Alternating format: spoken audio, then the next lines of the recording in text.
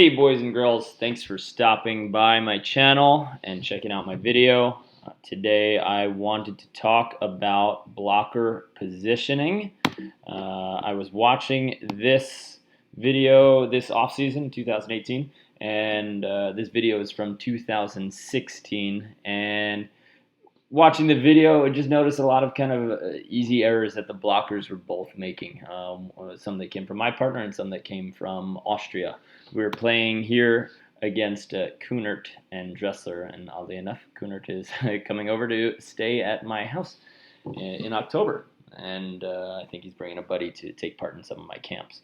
So we're just going to talk about where the blockers should stand, how they should position themselves, and see if we can answer some of those questions and comments that you guys have been leaving on the other videos. So without further ado, let's start the learning. Okay, first off, blocker centering in the middle of the court. Right, we're just going to focus on the blockers today.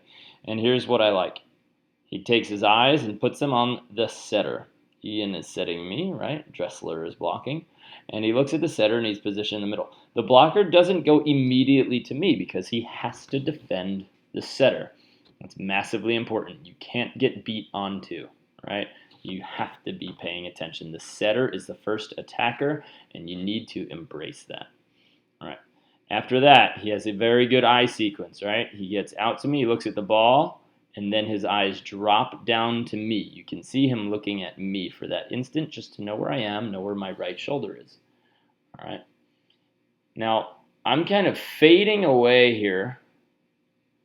Oh, no. Okay, I'm kind of fading away here, and I end up netting. He did not seal that, and he only got this point because I made the error, which is unfortunate, right? I'm trapped out there against the antenna with nowhere to go, and his feet needed to get there, right? He ended up doing this reach and not quite sealing. So if I don't net, this is my point, and it's because he didn't get himself lined up in front of me. Granted, this is a big outside step close, but blocker needs to be able to get there, especially when I'm trapped against the antenna like you see here. He should have his feet there and be pressing strong. If we had to joust at this moment, there's no way that he would win that. All right. Anyway, I net and they get the point, and we start over. Okay, they serve me again, and look what he does. Most players, most amateur blockers that I see would go immediately to the person that passed the ball. Look how I got pulled outside the court here, right?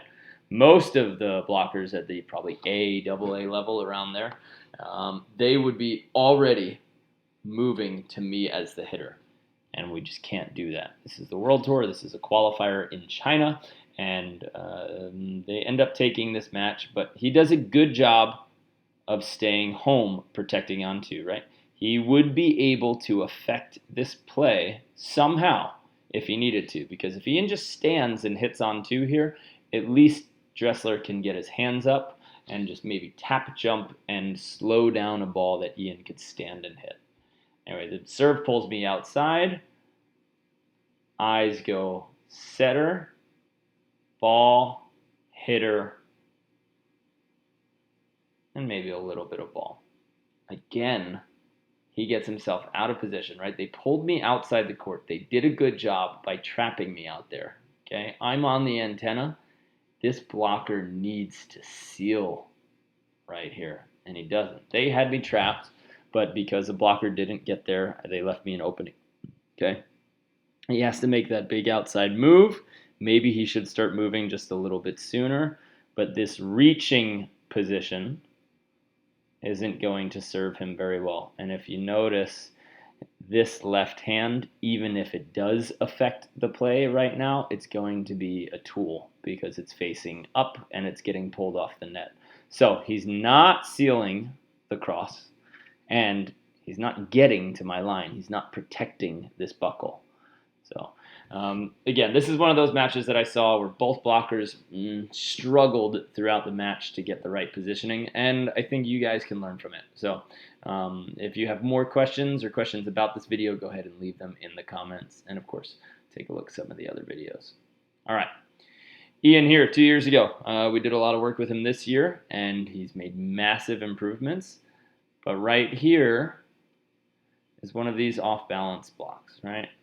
It almost looks like he's baiting him into a 3. And maybe, let's rewind. Maybe we had that called. No, we did not, right? We had a 1 block called, which means that he needs to be stable and pressing.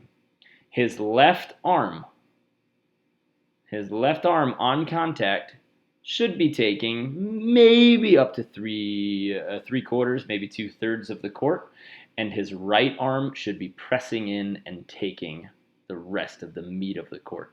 And his arms should be just outside his shoulders in our base block position. Ian had this tendency to get a little bit narrow, and if you see, he's jumping kind of sideways instead of getting his feet to the right area. So now he's not as high because he's jumping sideways, and he's not really pressing wide enough, and his right arm isn't taking enough cross. So not a perfect block, not what we need in order to win matches, but he definitely fixed it this year, and his lineups were amazing. So here we go again. All right, serve, blocker going, and nearly protecting the on-2 attack. This is important. Don't run directly at the hitter. Make sure that you're prepared for a set over, a standing hit over, and definitely a jump attack hitter. Okay? We're throwing this ball outside. So I guess, okay, that's right. We were running these blue sets 2 years ago. So basically, anytime that I passed, I wanted to hit out here. This was basically my sweet zone. About 6 feet from the antenna was where I wanted every set, and Ian was operating at about 3 feet from the antenna. And that was just our offensive system back then, which is fine. We knew where we wanted our sets. We knew where we wanted to attack from. This is leading Dressler to get off balance a lot, right? He's having to make these wide moves, not getting super stable, and I saw daylight and I just missed, or maybe I hit detonating this. Oh, I thought it was in. Okay, it was in. So I did detonate. Yay. Right? Off balance blocker, didn't quite get there in time. I think he's just waiting on Ian's sets for too long in this video. So once you know that the setter is not going to attack, that's okay. Now you can release. Now you got to go and find the hitter. But what he's doing is he knows, okay, right here, he knows that Ian's not attacking, right? This is when he's just got to get on me. He's got to find me and start getting in my line of approach, and he's getting there late. All right, Ian going the same way. Serving, getting to the middle of the court, gets a nice base position, able to protect the on-2 attack. Now let's see his positioning here. So here's the hitting shoulder.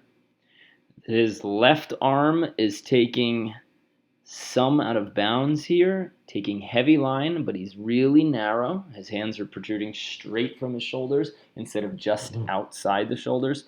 And he has left a lot of cross court here, right? This leaves me not hopeless, but it leaves me a lot of court to be responsible for. So even though he's blocking the line, only one hand of the blocker is responsible for that line attack. The rest, the other hand, the inside hand, is the one that should be taking a lot of the meat of the court and definitely protecting this seam.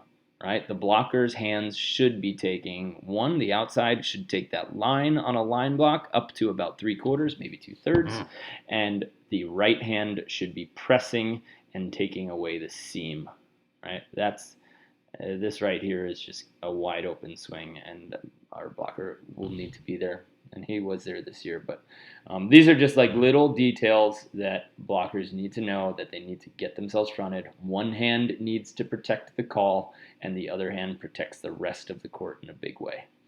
Okay. All right. So here, Dressler finally is like, all right, listen, Mark's not going to attack. He sees this early, and now he leaves really early. I mean, that's way too early to leave, right? He planned that. He wanted to get back. But by this point, Ian's getting a full jump knowing that there's no block there. All right, there's no way that that's hidden. And you need that blocker to jump, thinking that there's at least a chance that you're still going to be there. Okay. That's going to be important for a lot of guys out there. Ladies, you might be able to leave a little bit earlier, but for the guys, if we are jumping on packed sand on an open net, knowing that we have an open net, you're going to have a lot of trouble playing defense. All right. Ian centers himself. Look at this move. So good. This is a great move, right? Serve this short middle. I probably should have told him that I was going short middle so that he can protect on two and be aware.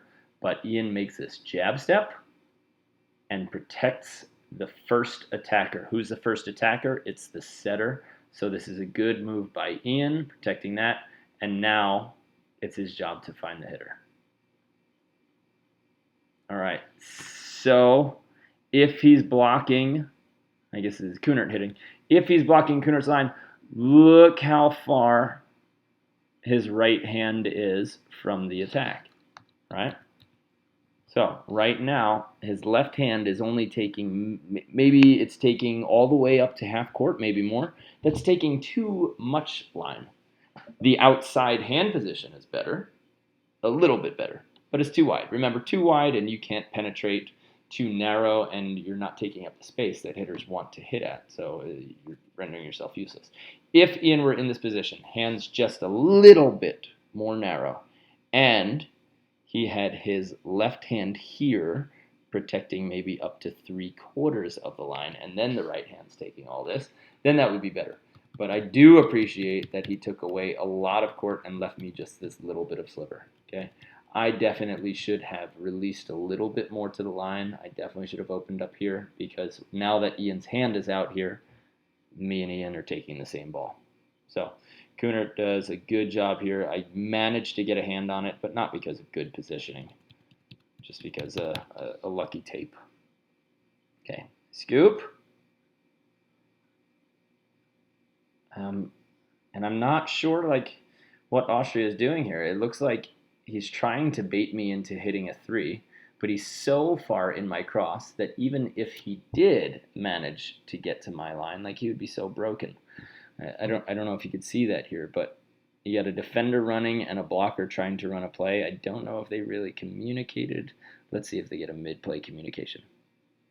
No, so they didn't communicate. Maybe they have a play set, maybe they don't. But there's no blocker communication here saying what that player has. And maybe, again, they have a rule that they say, okay, in transition, we block this guy like this so that they don't have to talk about it. But most blockers will talk about it by patting one ass cheek or the other to let you know what side of the court they're going to end up blocking. All right, blocker gets totally off balance, ends up reaching, makes himself smaller because this right hand can't penetrate. This left hand is reaching, so the blocker is now smaller and reaching. Right?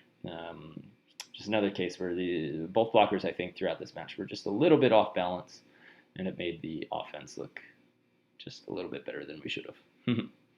This is why we get ourselves in the middle of the court. If Ian were sitting out here, even though we know we are serving their right side, if Ian were sitting over by this antenna, he would have to make a sprint move just to defend this ball. As it is, Austria still wins the point, but at least Ian can make a strong move here. Okay. Good joust, good battle. Good thing we protected the middle of the court so we could have that on to being stable. Okay. Blocker centering, making sure that he's between us, trying to get early where Ian should be positioned. And again, a lot of this hand play happening from Austria, and he's not in great position, so he's not penetrating. And this dude, I don't know, he was 6'5", 6'6", good player. But in this position, in this match at least, a lot of being out of position. And he's giving us, this right hand is in a good position, but he's not stable. He's reaching to that position, which means that he's now a tool instead of a stable, strong block. So just a couple more. These are just pretty common errors, and maybe they're a little bit too detailed for the audience, but I wanted to share that so that you guys understand where you should be positioning. Okay. Oh no. All right. Ian drift jumps. All right. Ideally, he takes a shuffle step and jumps straight so that he can be super stable, right? We know that they're attacking. Again, we're centered, so that's fine. We know that they're getting this on 2 attack, but he crouches super low, so he's not in a great position, and he sort of drifts into that ball.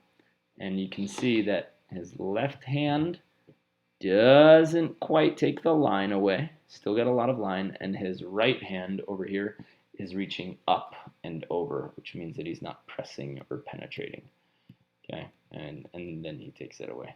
So they get a good kill, and we can be a little bit more structured. And Ian, if you're watching, sorry to give away when we weren't our best, and there are tons of mistakes that I'm making back there too, but we're just focusing on the blockers this match.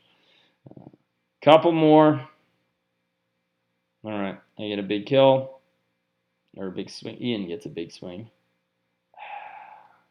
See, we're so trapped against that antenna. This blocker has got to take that line and use the antenna as a wall, and he didn't here. We managed to get a swing because the blocker's reaching up, up, up, and now he's penetrated when the ball's 6-7 feet past him. Right? So he gives Ian that cross window. Unfortunately, Kunert's right there for that dig. What I love about Ian right here is that he sprints right into position as soon as the other team digs. He doesn't look, he doesn't watch, he doesn't wait to see a set. He says, okay, this guy's getting a dig. I'm going to cover him now. And he does that well. Gets himself pushed there. And you can see again, he's sort of floating on this block. He's not stable and pressing. This field goal is fine. I actually don't mind field goals as a player at all because it means that traditionally it means that you're in the exact right position. If somebody hits through your head, no one's trying to hit through your head like through your hands. It's a very risky swing to take. So if you're getting field goal 1 or 2 times a match, it just means you're in a good position. Like how many replays are there of Phil Dalhouser getting hit in the forehead? That just means that he's in a great position all the time. Okay, so we get a little bit off balance. We almost get there. I think right here, this seam is pretty open again. Right arm is taking this, but because he's straight up, his arms are extending straight up instead of slightly outward from his shoulders, he's not ending up taking a lot of court. Remember, blockers, your hands have to push just outside your shoulders and they have to stay there. And one of the toughest things is not to bring them in on contact once they're there. They have to be out there and be rock solid. Okay, little foreplay by them.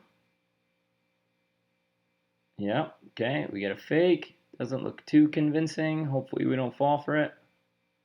Oof. All right, here's something that this blocker did well. He saw that the ball was tight.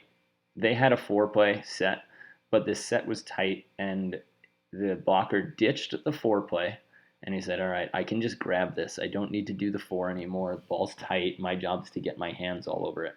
He doesn't do it with his feet like he should, but his hands manage to get there. He doesn't bail on the 4, and he ends up getting a block because of it.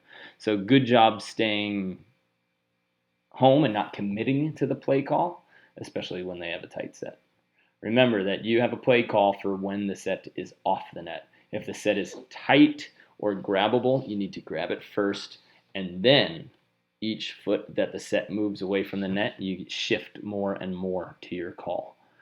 I hope that's clear, but if the ball's on the net, you grab it, you put both hands all over it, and for every foot it's off the net, then that right hand needs to, shift a little bit more over to the line or a little bit more over to the cross, depending on what play you have. All right, we're in the middle. Ian's there to protect. I would have liked to have his hands up here. His hands should be protecting this ball over here so it doesn't dribble. Maybe we could have affected it more, but waiting is not the right choice. However, we get a second chance. Okay, last 2. Good serve. Ian's in a great position here, centered between the 2 players. Okay, little inside set. Kunert comes in, gets his look at me. All right, Now, this is again a little bit tough because of this inside set and the path that he's taken. This is going to be tough for him to turn this ball line, right? So he does have a lot of cross. I should be taking this, and Ian, if Kunert were facing a different direction, Ian would be in a good position. But because Kunert is coming in this cross, it's going to be really difficult for him to turn this ball line. So right now, Ian's hand is not in this best position to defend the line. He should have shifted over, taken a little bit more cross. Even though he's got a line block, he needs to take a little bit more meat of the court. And because of Kunert's path, he should have been a little bit more in front of him. Ooh, managed to get a dig. You notice how I'm surprised when I get a dig. All right, Dressler gets up there. And you see, like, we're setting outside because this is what we're trying to do. But he's getting there late every time. He's getting off balance. You see this move? He's getting off balance, and he's not quite stable. So blockers, you have to work on this move, step shuffle, into a stable upward jump with no drift. And just those little bits of footwork drills, if you can do that a few times before every practice, step shuffle, jump and press. Step shuffle, jump and press. Without floating from that jump, that's going to be a big, big, big thing for you so that you can be able to make quick moves on the ground with your feet and then be stable, strong, and penetrating in the air. All right, one more. This is a no.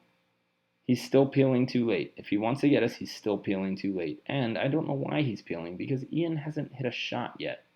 So we get a big time kill. And Dressler's taken a pretty small piece of the court here. His whole right arm could get outside the line and he could take more meat. So pretty much hanging his partner out to dry. It's a play call. It's an attempt, but we haven't shot a whole lot. So I don't know why they chose to do that at that moment. Anyway, they won the match, so it must have paid off. I think it could be better, and I'm sure that they're better now. Okay, this is pretty good here. We can end on this one, right? Ian gets in the path that Dressler is trying to get in.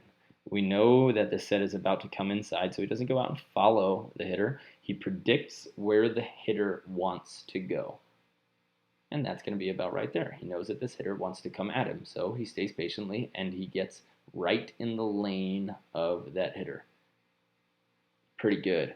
This right hand has taken this line, and at this moment, his left hand has taken all the way maybe up to here, up to center court, so that middle's not open, right? This is a great position, putting his head right on the ball, right arm protecting his call, but not too much of his call, and left arm pushing into the court. And then he ends up going and reaching for it. Just a good kill, okay? But this is the best position that we've seen in this video so far, right? Right here. Gets in the line of approach. Pressing jump, straightforward jump, right arm protecting that line, really good and not too much, and left arm is protecting this seam here. So I think this is the best position block, and it's a good place to end. Thank you. I hope you guys got something out of it. Please comment. Let me know what you guys want to see. Like, subscribe to the channel. We are trying to get to 1,000 subscribers. I hope we can do that.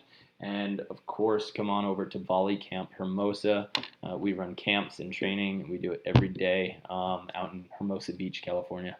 And hopefully we can do something for your game. We also offer private video analysis. So if you have some of your video and you want to send it to us, we have coaches and myself, we go over it with you.